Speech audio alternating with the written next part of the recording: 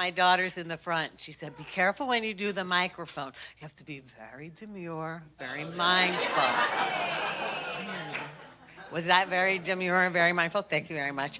So, hi, it's so nice to be here. Thank you for coming out. Thank you, thank you. So, I just celebrated my 28th wedding anniversary. Yeah, that's not that great. But what it really means is we don't talk to each other anymore because we have nothing else to say to each other after 28 years. So I watch a lot of Dateline. Lately, I cannot get enough Dateline. So round of applause or show of hands. Do you watch Dateline? Love Dateline. Come on, no. The people are like, no, we have a life, Pattie. So I watch a lot of Dateline, and I'm addicted to it. And then I started getting addicted to all the little spin-offs of Dateline, you know, like the cheesy ones that are like murder porn. And so I started watching Snapped. Did you ever see Snapped? Oh my God, do you like Snapped? Snapped. It's on the Oxygen channel. It's after Dateline. Snapped is about horny housewives who hate their husband and they just snap and they run him over with their car. And then, so that's good. And I like that one because it's like empowering. It's like, it has a woman vibe to it, so it's empowering.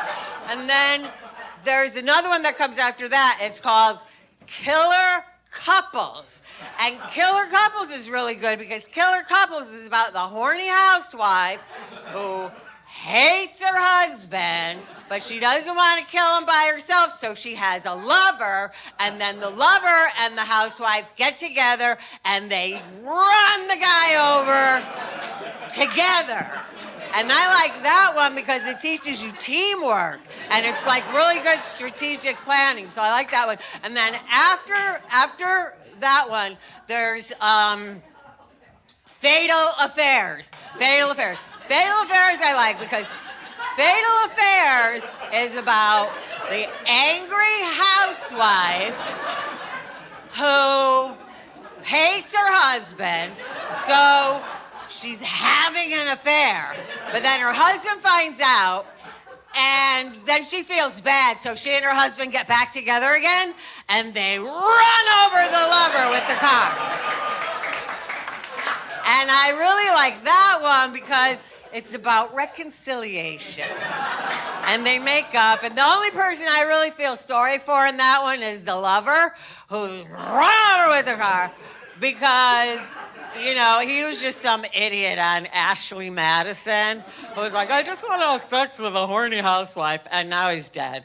So, anyway, but I like Dateline the best because I have a crush on Keith Morrison. You like Keith Morrison? Oh my God, he's like 100 years old. His face looks like a dried lake bed. But I love his voice. His voice is like, it's like sort of sexy and cheerful when he's talking about murder. So, you know, and he's like tries to make it very dramatic. And so I can't do his voice, but he always says things like, you know, Amber was a typical soccer mom who walked into Applebee's and following her was murder.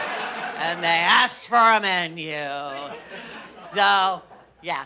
So, but I like that. And then you always find out Amber was like some freaky dick. She was like having an affair with the pastor at the church, and they're selling Molly to the high school kids. So, it's never like just, you know, I felt like killing somebody. It's always like some big story like that. So I'm watching Dateline, and my favorite Datelines are the ones that take place in Florida. Sally, you're from Florida, right? I fucking love when there's a dead white guy in Florida. Oh my God. Because Florida, I can't tell if the people there are really insane or they just have a really good sense of humor.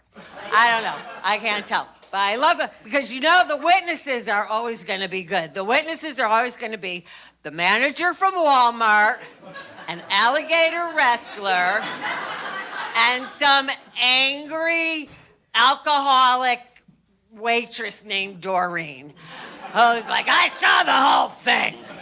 Murder! Walked in the door and asked for a menu. Shots rang out. So, poor Doreen, she hasn't seen sunblock in like 40 years or something.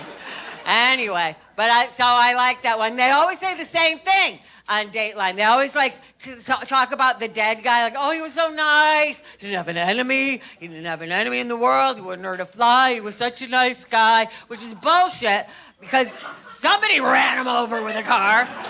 So I always want them to like talk. I always want them to like tell the truth, like, you know, thank fuck somebody ran over Bob. What a fucking dick. Oh my God, but they never do that, but someday they will.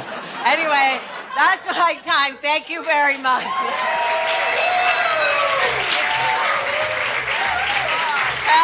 Pattie Pica.